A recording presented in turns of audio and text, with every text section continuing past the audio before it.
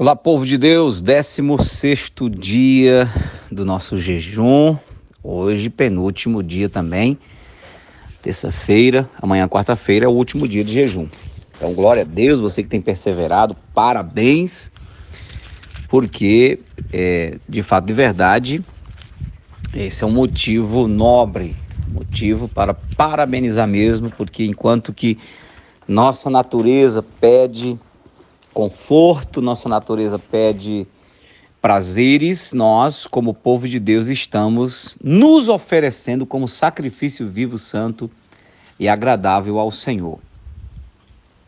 Então isso é muito bom, isso é maravilhoso, isso beneficia as pessoas por quem você tem intercedido, mas sobretudo beneficia você mesmo. Nós somos os maiores beneficiados, porque pelo jejum e pela oração aumenta a nossa sensibilidade de Deus, a gente fica mais crente, a fé aumenta, e disso depende a nossa proteção espiritual.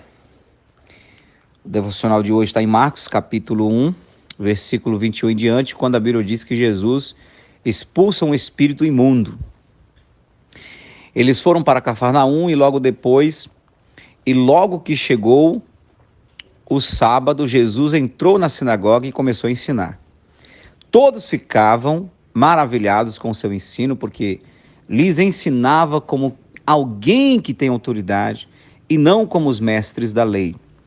Justo naqueles momentos, na sinagoga, um homem possesso de um espírito imundo gritou: "O que queres conosco, Jesus de Nazaré? Vieste para nos destruir? Sei quem és tu, o Santo de Deus." "Cale-se e saia dele", repreendeu Jesus. O espírito imundo sacudiu o homem violentamente e saiu dele gritando. Todos ficaram tão admirados que perguntavam uns aos outros: "O que é isto? Um novo ensino? E com autoridade. Até os espíritos imundos ele dá ordens e eles lhe obedecem." As notícias a seu respeito se espalharam rapidamente por toda a região da Galileia.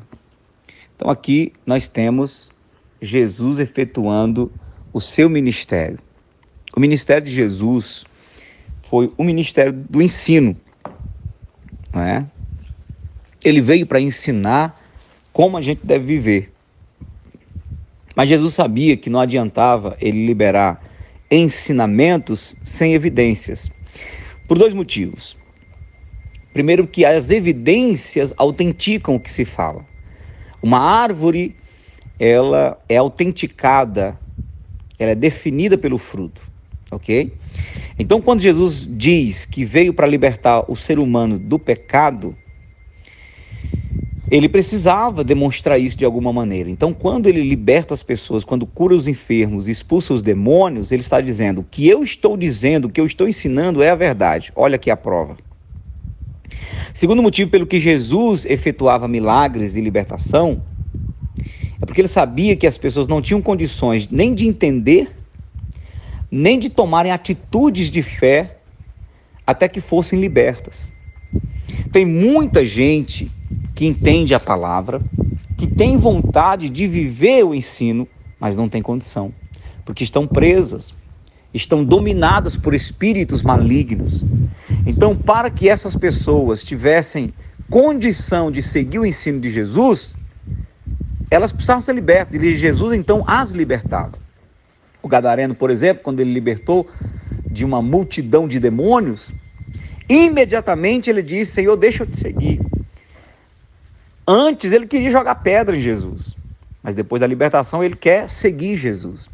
Então tem muita gente na nossa família, ou muitos de nós, que não estamos seguindo direito, não estamos conseguindo dar passos firmes e ser profundos no reino de Deus por causa de ataduras espirituais. Então é fato que algumas pessoas não conseguem romper, não conseguem ter uma vida cristã autêntica porque estão amarradas. E esse é um dos motivos pelo que Jesus veio para libertar. Ele sabe que tem certas ataduras que a gente não quebra simplesmente por caprichos, precisa algo mais. Como diz Isaías 10, 27. A unção quebra o jugo. Jesus veio para libertar os cativos, mas para ele libertar os cativos, ele diz: o Espírito do Senhor me ungiu para isso. Então, esse foi o ministério de Jesus. E a Bíblia diz que ele é o mesmo de ontem, de hoje e eternamente, Hebreus 13, 8. E esse deve ser o ministério da igreja. Expulsar demônios, libertação de pessoas dentro da igreja, no ambiente da igreja, seja no ambiente de culto, ou seja nas casas, mas no serviço dos crentes, a libertação deve ser a coisa mais comum do mundo para a igreja. Porque a igreja não foi chamada senão para duas coisas: para adorar a Deus e para servir ao próximo. Amar a Deus na adoração, na dedicação, e servir o próximo. Como que nós servimos o próximo?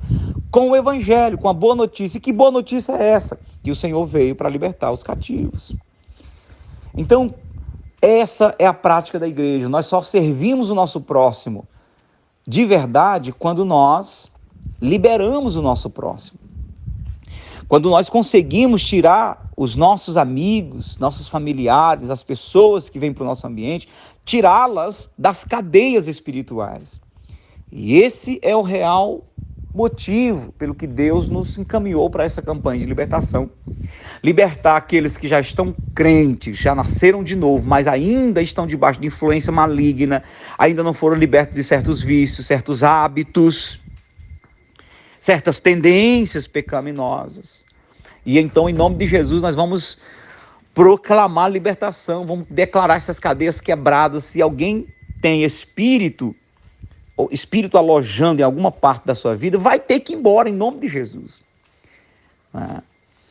E uma vez livre e libertos, nós vamos poder ajudar outras pessoas. De repente você é alguém que até é crente, já entendeu o evangelho, já nasceu de novo, é firme na igreja, mas percebe que não consegue ter ousadia para pregar, não tem amor pelas almas, não tem coragem de abrir a boca, não tem coragem de fazer uma oração por alguém. Então existe alguma cadeia, porque a Bíblia diz que o Espírito Santo, quando ele vem sobre nós, ele nos dá ousadia.